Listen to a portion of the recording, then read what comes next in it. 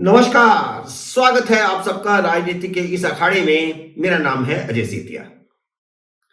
मित्रों, खुद को कट्टर ईमानदार कहने वाले अरविंद केजरीवाल को एक साथ 4 सम्मन आ गए हैं, ईडी के अलावा अदालतों से।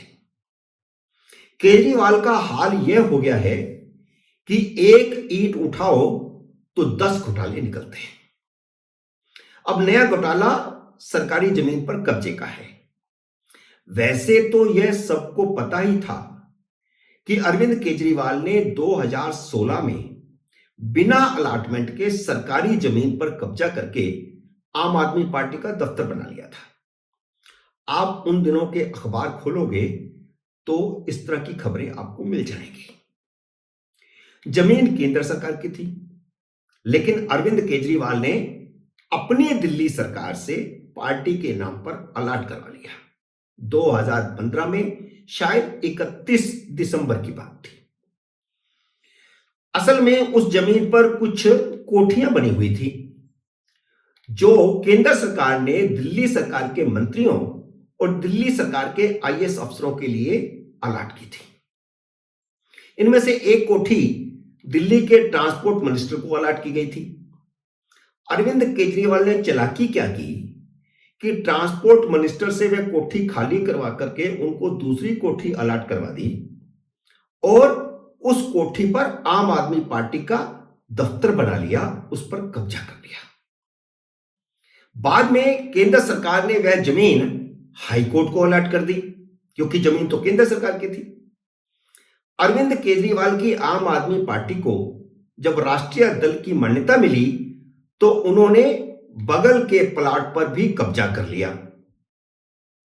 वह कहते हैं कि 2012 के केंद्र सरकार के नियमों के मुताबिक यह उनका अधिकार है कि उन्हें स्टेट पार्टी के लिए अलग दफ्तर मिले और राष्ट्रीय पार्टी के लिए अलग दफ्तर की जमीन मिले। यह बात सही है, यह उनका अधिकार है। 2012 का नियम यही है, लेकिन उसका एक प्रोसेस है, उसकी एक प्रक्रिया है। जमीन या कोठी केंद्र सरकार अलॉट करती है।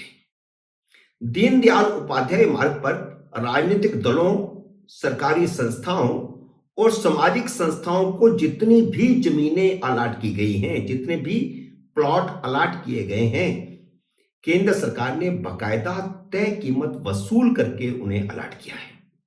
चाहे वह भारतीय जनता पार्टी का दफ्तर हो, चाहे दीनदयाल शोध संस्थान को मिली हुई जगह हो, या किसी ट्रस्ट को मिली हुई जगह हो, विद्यार्थी परिषद को मिली है, यूथ कांग्रेस के दफ्तर को मिली है, समाजवादी पार्टी को मिली है, तो उन सब जगहों पर अलॉटमेंट केंद्र सरकार ने की और पैसा वसूल किया, उसका एक सेट कीमत वसूल की, जो एक तरह से रिजर्व प्राइस है, मिनिमम प्राइस।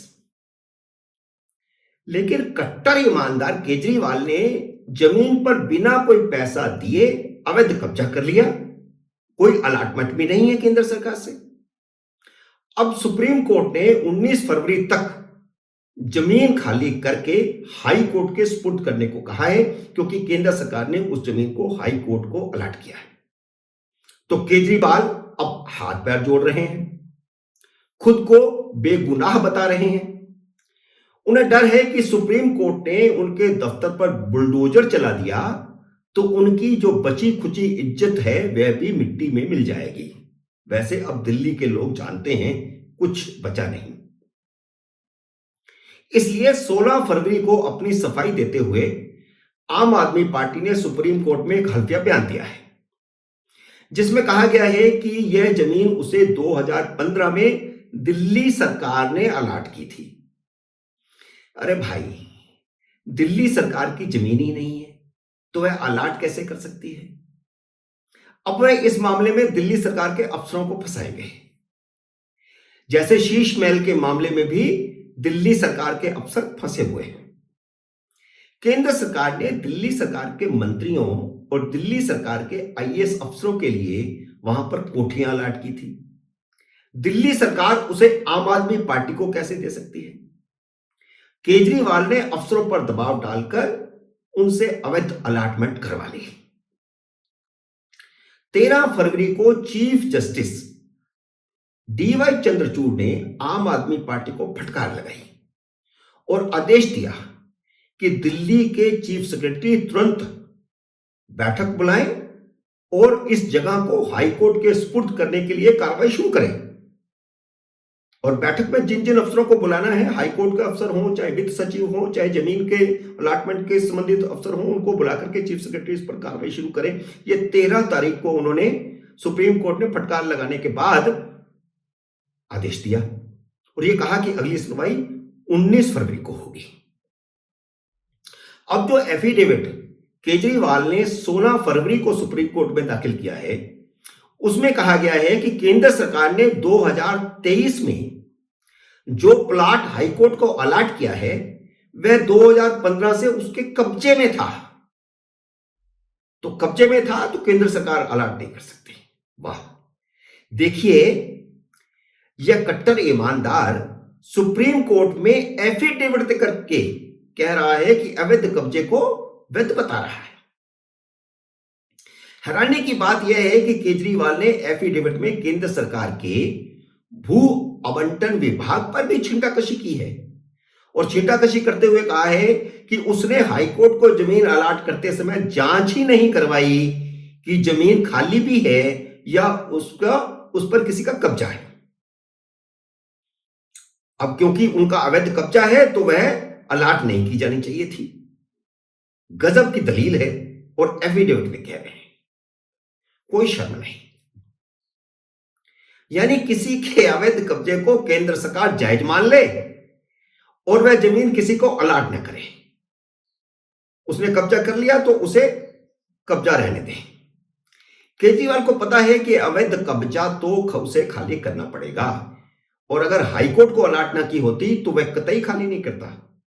मामला सुप्रीम कोर्ट में है, जमीन हाईकोर्ट को अलॉट है तो उसे खाली करना पड़ेगा।